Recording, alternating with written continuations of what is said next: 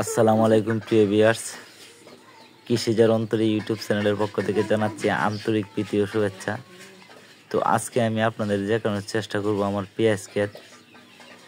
এটা কি পেঁয়াজ বলে কি আসলে বিষয়টা আমি জানি না, অনেকে বলে যে এটা মুড়ি কাটা পেঁয়াজ। আসলে এর আগে আমি কোনো সময় করি নাই এই পেঁয়াজটা।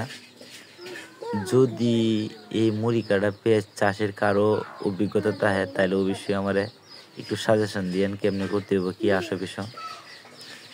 তো নতুন অবস্থায় করছি, এত বেশি বুঝি না, তারপরে চেষ্টা করতেছি।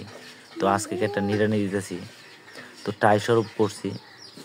আসলে যেহেতু বর্তমানে পেঁয়াজের দাম অনেক বেশি আর রসুনের দামও বেশি, তাই অল্প একটু জায়গা পেঁয়াজ আর রসুন করলাম। তো টাই করলাম মূলত দেখতাম যে কীরকম হয়, কি আসে বিষয়। তো 8.5 কেজি পেঁয়াজের বিচির মতো আমি ফেলছি, যেটা মুড়ি কাটা মানে বিচি বা যেটা বলেন। তো 8.5 কেজি বিচির মতো আমি ফালছি, দেখি আল্লাহ কি করছে, কি আসে বিষয়। তো পেঁয়াজের গ্রোথ মোটামুটি ভালোই। তো এটাতে আমি যেমনি করলাম মূলত মোটামুটিভাবে এই 3-4 কেজি মাইটে আর 2 কেজি লাল আর জিপ সার যেটা বলে ওইটা বোধহয় কেজি আনে, ওই রকম সার দিয়ে পরে রোপণ করছি। তো রোপণ করছি বেশি দিন হয় নাই, বোধহয় 15-16 দিন হয়েছে, এরকম হইব বয়স। 15-20 দিন হইব, 20 দিনের মতো হয়ে যাব। তো মাশাআল্লাহ ক্ষেতটাও সুন্দর হই। আর মূলত মেন করার উদ্দেশ্য লোকের টাই শুরু করলাম, দেখি কীরকম হয়, কি আসে বিষয়ের ফর্ম কীরকম, লাভটা কীরকম হয়, কাটনি কীরকম দিতে হয়। আসলে আমি একটা জিনিস সবারই বলি যে প্রথম অবস্থায় কেউ বেশি করতে যায় না, তো অল্প করে দেখবেন কীরকম হয়, কি আসে বিষয়। যদি ফর্তাই, যদি মনে করেন যে ফর্তা বলতে যদি লাভ হয়, তারপর ইনশাল্লাহ পরবর্তীতে নেক্সট টাইমে বেশি আকারে করেন। তো আমি অল্প একটু জায়গা পেঁয়াজ দিছি আর অল্প একটু জায়গা রসুন দিছি, মানে দুটাই দিলাম, দিয়ে দেখলাম যে যে ওইটার ফলন কী রকম হয় আর লাভ লসটা কীরকম হয়।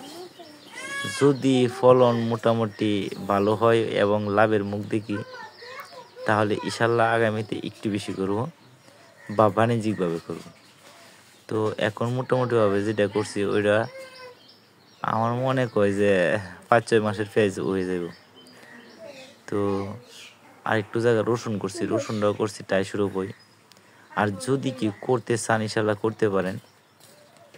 বিশেষ করে পেঁয়াজ চাষ, মানে পেঁয়াজ যেটা ওইটা চাষ করলে কিন্তু এত বেশি খরচ হয় না, মানে একবারে স্বল্প টাকা খরচই হয়ে যায়, এত বেশি খরচ লাগে না। যদি কারো এরকম অল্প একটু জায়গা থাকে তাহলে করতে পারেন। এখানে হয়তো বা আমার 1.5 শতাংশ জায়গার মতো হইব, 1.5 শতাংশ বা সর্বোচ্চ 2 শতাংশ জায়গা। তো ওই জায়গাটার মধ্যে আমি পেঁয়াজ রসুন করছি।